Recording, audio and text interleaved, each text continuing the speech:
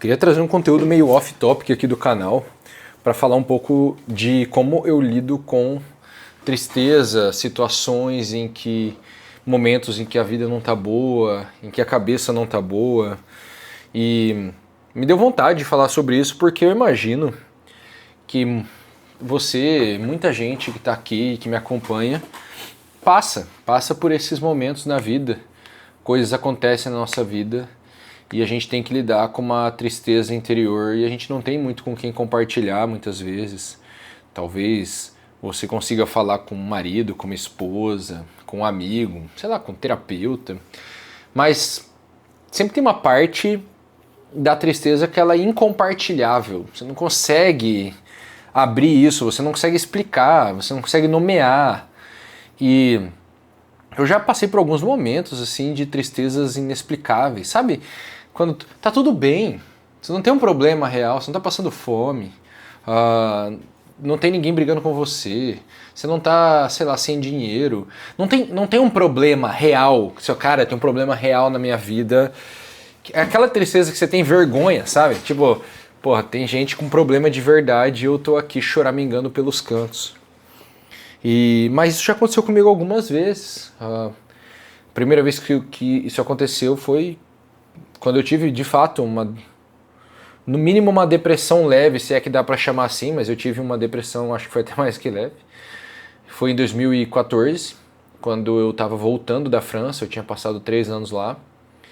E foi um período muito complicado pra mim, foi um ano em que eu pensei se valia a pena viver muitos dias consecutivos. E depois disso, que eu me recuperei, foram alguns anos de terapia, me recuperando disso. Eu acho que até é injusto falar que foi uma depressão leve com quem tem algum tipo de tristeza mais leve, né? Mas enfim, de lá pra cá eu tive alguns episódios de ter uma tristeza inexplicável, assim.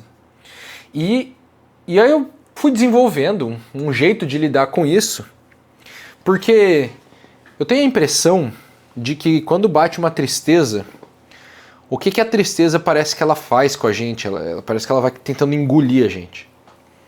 E aí se você vai sendo engolido, você vai entrando num poço cada vez mais fundo, um buraco que fica cada vez mais difícil de sair. É essa a impressão que eu tenho.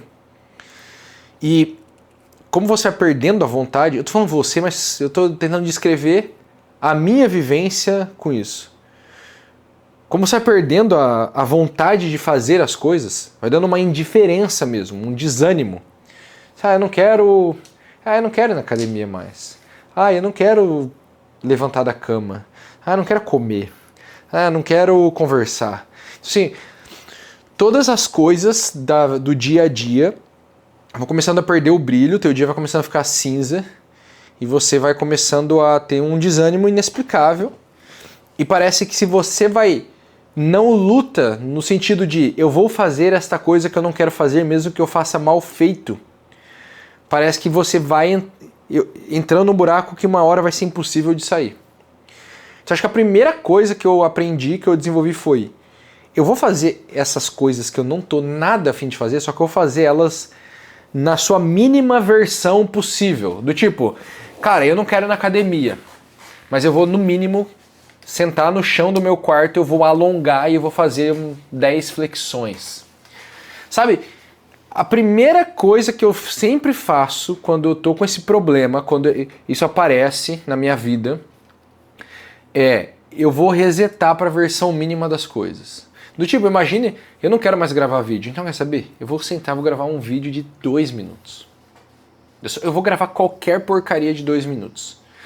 Não vai funcionar, ninguém vai ver, não importa. Isso daqui é pra mim, não é pra você, entendeu? Isso aqui é pra mim, não é pros outros.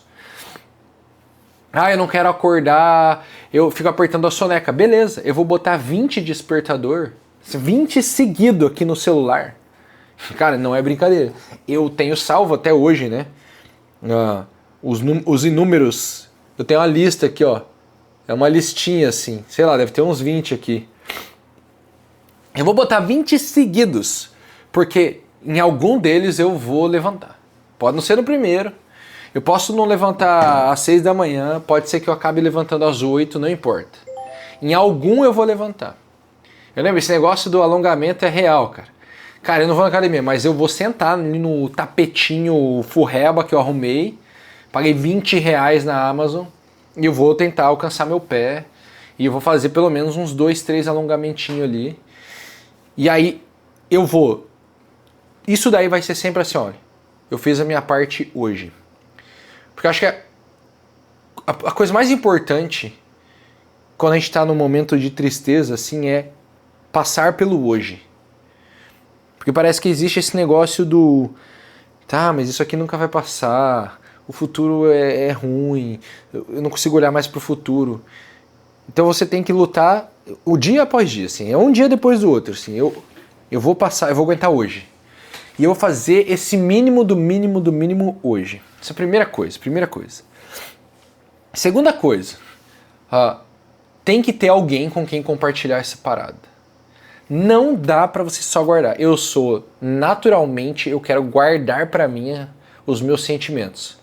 Eu gosto de falar minhas ideias, eu gosto de falar as coisas que eu tô pensando, eu gosto de jogar os pensamentos no ar, mas eu não... dificilmente as pessoas vão ouvir eu falar assim, cara, eu tô triste, eu tô bravo de verdade, assim, e eu vou abrir esse sentimento. Eu posso até estar numa conversa ali, cara, sei lá, tô meio desanimado, sei lá, hoje eu acordei meio brabo, mas eu não vou abrir muito disso. Tem que ter alguém pra você abrir essa parada. Você vai ter que ter alguém. Por exemplo, eu tenho um amigo meu, um tempo atrás eu tava conversando com ele, dele falando umas coisas, ele, cara, você tem certeza que você não quer só... Me liga, vamos conversar? Daí eu falei, é isso aí, eu preciso de alguém pra conversar, cara. Então eu tenho esse amigo meu, que é uma pessoa, é um exemplo, eu tenho várias pessoas assim hoje, graças a Deus. Se esse cara, eu ligo, eu posso falar, cara, a real mesmo, quer saber a real? Eu tô triste, velho. Então você tem que ter alguém pra você se abrir e meio que cuspir tudo que você tá pensando sem preocupação de julgamento.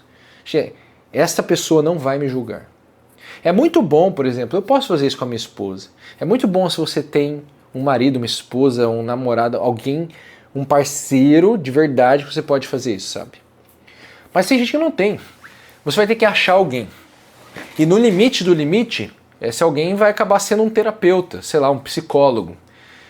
E beleza, sei lá, pode ser o padre, o pastor, eu não sei.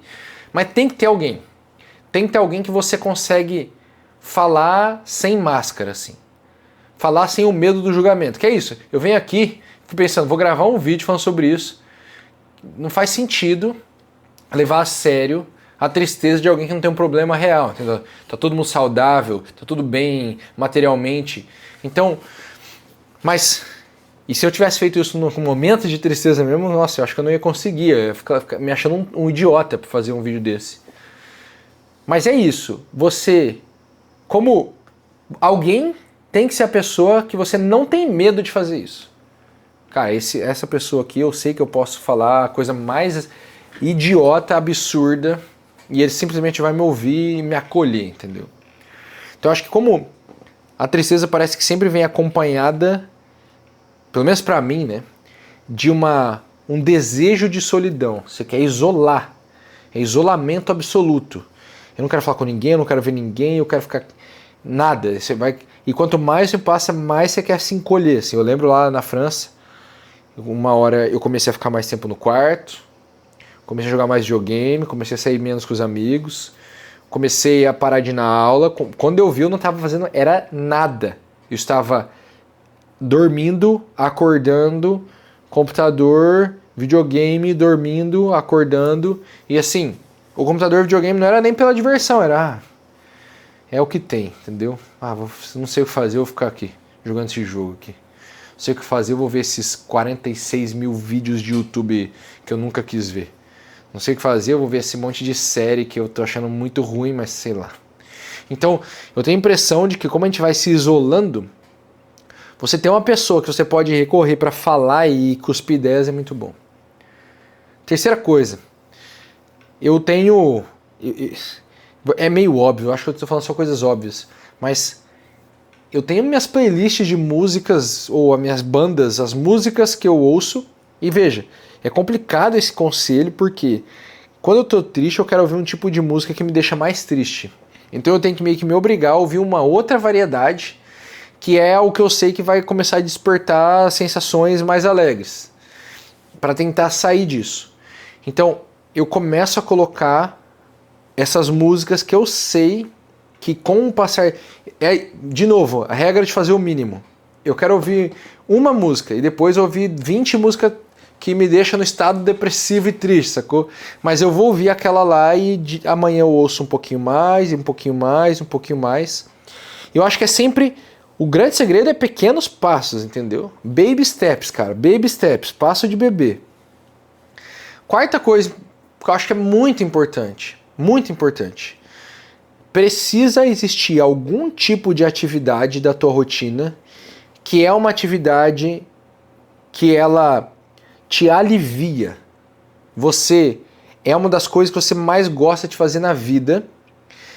E pra mim, ou é tá escrevendo, ou eu tô... Cara, escrever qualquer coisa. Esse caderno aqui acabou ontem, esse caderno. E eu lembro que eu peguei aqui, comecei a escrever numa página aqui, eu lembro, esse tipo de coisa, assim. Abri o caderninho e sim, só ir botando... É igual a mesma ideia de conversar com alguém, só que agora assim, eu vou ter um lugarzinho que eu vou ficar tentando descrever as coisas. E eu vou descrever e eu não sei o que vai dar, se vai ter um significado, se vai ter lógica, não vai. E, ou é isso pra mim, ou é um livro, cara. Pegar um livro, eu vou passar mais tempo lendo... E assim, vou ler no meio do horário do trabalho, vou. Você vai fazer isso no horário que der na telha. Eu acho que quando tá nessa situação de tristeza, sem vontade de fazer as coisas, a rotina, ela tá tudo bem ela desaparecer um pouco. Pô, estão me ligando aqui. Tá tudo bem ela desaparecer um pouco. Deixa eu só... Daqui a pouco eu vou falar que eu já ligo. Aqui, ó, não tem. Tem carvão e lenha? Não. Vai ter churrasco hoje. Então, eu acho que a rotina, você tem que se preocupar pouco com a rotina nesse sentido, de que você tem que continuar mantendo a rotina perfeita. Não. Eu acho que se você sucumbe a nenhuma rotina, a abandonar tudo, o teu estado de sentimentos piora. A tristeza vai ganhando espaço. Então, alguma rotina tem que ter, alguma rotina tem que manter. Nesse sentido, ajuda muito ter responsabilidades que são insubstituíveis, porque isso nos dá uma sensação de valor próprio. Pô, eu sou valioso aqui. Por exemplo, eu tenho 3 filhos pequenos. Então, se eu fico muito triste e tenho 3 filhos pequenos, eles precisam de mim. Eles precisam de mim para brincar, eles precisam de mim para se sentirem amados, eles precisam de mim para fazer tudo, para comer. Então, isso dá um sentimento, mesmo que, eu não queria estar aqui botando meu filho para dormir, mas sempre vale a pena, porque isso dá um sentimento de alto valor. Cara, eu sou útil, eu sou valioso para alguém. Então, você ter alguém, e não é o caso de todo mundo, tem gente que não tem ninguém, né? Mas você ter alguém que precisa de você, ou você ter algum tipo de responsabilidade que se você não assumir, vai dar problema, é bem bom, é bem útil. Por isso que é muito útil você arrumar um trabalho, algum tipo de tarefa manual, ou algum tipo de trabalho de caridade. Do tipo, eu tenho amigos que eles toda semana distribuem marmita para mendigo. E eles vão lá e distribuem marmita e sentam e conversam com os mendigos e ouvem sobre a vida deles e coisa e tal. E eu percebo, sempre que eu converso com esses meus amigos, que existe essa sensação de alto valor. Pô, ninguém ia estar lhe dando comida para esse cara se eu não estivesse ali. E não vem numa sensação de orgulho, nossa, como eu sou bom e caridoso. Não, mas é um negócio assim, pô, eu sou útil. Eu sou útil para alguém que realmente precisa. Então eu percebo que arrumar esses trabalhos, essas situações em que você é útil para alguém que realmente precisa da tua utilidade é muito bom. E acho que nesse sentido vale a pena procurar esses grupos de ajuda, às vezes são grupos da igreja, às vezes são ONGs, eu não sei. Mas eu percebo que vale muito a pena você se colocar em posição de responsabilidade. E aí eu acho que uma última coisa, talvez eu vá soar, tudo é muito óbvio nesse vídeo, né? Mas uma última coisa é, no limite, toda situação de sofrimento material, sofrimento interior, situação de tristeza, enfim, não importa o que seja, toda situação de sofrimento é uma oportunidade de aproximação com Deus. Eu tenho muito cuidado em falar de Deus, assim, porque eu não quero soar, sei lá, qualquer tipo de ideia de que eu sou virtuoso nesse sentido. Não. Mas eu vejo que, eu me lembro que eu estava num churrasco com a minha sogra e ela falou que a mãe dela dizia, olha, se você não ficar perto de Deus por amor, você vai ficar pela dor. E eu vejo isso. Toda situação de sofrimento é uma oportunidade de aproximar-se de Deus. E aí se você tem algum tipo de crença nisso, tirando os ateus, que eu acho que realmente não acreditam nem um pouco, que tem alguns que me acompanham, acho que qualquer religião que você tem, você deve pensar parecido comigo do tipo, olha, estar perto de Deus é o mais importante de tudo. Então qualquer oportunidade de me aproximar de Deus é uma boa oportunidade. E enxergar o sofrimento dessa forma é útil para suportar o sofrimento. Eu acho que um livro muito bom para quem tem esses momentos de sofrimento, tristeza, é Em Busca de Sentido. Por quê? Apesar da situação do Viktor Frankl ser um sofrimento real, o cara está num campo de concentração, pô. Um sofrimento muito acima do que a gente está falando aqui. O que ele apresenta é útil até para o sofrimento mais simples e superficial de todos, que é dar sentido àquele sofrimento.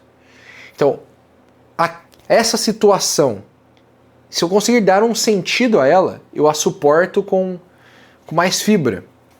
E na minha religião, tem essa utilidade muito grande de sentido que é, eu entrego este sofrimento para Deus. Deus, aqui. O que eu tenho agora é isso aqui, é esse sofrimento aqui.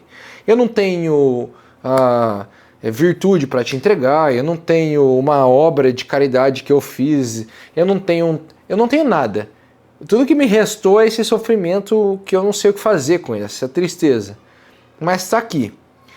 Cara, e isso tem um efeito psicológico no mínimo, assim, para dizer que te ajuda a aguentar um pouco mais, porque acho que uma das coisas que mais incomoda na tristeza é que ela parece ser sem sentido, assim. Tipo assim, cara, porque eu tô triste, eu não sei lidar com isso aqui não serve pra nada, só me atrapalha a minha vida, só me ferra mais. E de repente você fala, olha, eu posso entregar isso, eu posso dar um sentido a isso. E o Viktor Frankl não vai nesse modo tão espiritual igual eu tô indo, mas ele mostra que uma das coisas que dá sentido à vida é nós conseguirmos lidar, nós vencermos esse sofrimento inevitável. Então uma coisa é o sofrimento evitável. Olha, eu evitei, existem coisas que eu mesmo me boto para sofrer de bobo, né? Vamos dizer assim. Mas existe um sofrimento que é inevitável. Por exemplo, ele ser colocado no campo de concentração à força. Ninguém vai lá se voluntariar para entrar no campo de concentração. Então é um sofrimento inevitável, ele não conseguiu evitar. Chegou um guarda e botou ele lá dentro. Então eu vejo que existe esse sofrimento que ele te acomete, que ele é interior, e você não vê ele chegando, e quando viu ele chegou. Então é um sofrimento inevitável. Então, quando aparece um sofrimento inevitável, conseguir dar algum sentido a esse sofrimento é parte do que dá sentido à vida. E o Viktor Frankl fala um negócio que eu gosto muito. Quando algo acontece com você e você não consegue mudar, é uma oportunidade de mudar algo em você. Então se aconteceu algo comigo, e eu não consigo mudar esse algo, então alguma coisa em mim tem que mudar. Sei lá, imagina o seguinte, meu filho ficou doente, numa doença que eu não consigo, não tenho o que fazer. Eu tenho que levar ele no hospital e ficar rezando e torcendo para o melhor. Então eu não tenho muito mais ação do que simplesmente estar com ele no hospital. Então o que isso significa? Olha, se eu não tenho força para mudar a situação, é para eu mudar alguma coisa em mim. Então eu não tenho meios de mudar essa situação. Então alguma coisa a vida está pedindo para eu mudar em mim mesmo. Eu acho que essa ideia também é uma ideia que ajuda a lidar com esses momentos de tristeza. Essas são algumas das coisas que me vieram à cabeça. Eu penso que podem ser úteis caso você esteja passando por um momento assim, não sei se está. Espero que não, mas se você está vendo esse vídeo, talvez sim. Talvez você conheça alguém que está passando. Isso aqui não é nem um conselho terapêutico, psicológico, profissional, nada disso. É só um relato pessoal de alguém que já passou várias vezes na vida por isso. E por vezes isso foi muito profundo, de forma que é complicado explicar, que talvez só entenda quem já passou. Mas sempre esse tipo de atividade me ajudou. Um pouco disso do que eu falei sempre me ajudou. Certamente tem mais coisas, enfim. Vale ver teu comentário aí a respeito disso, o que você pensa, como é que você lida com essas situações. Acho que pode virar uma boa adição aqui de conversa no nosso vídeo. A gente se vê no próximo. Tamo junto.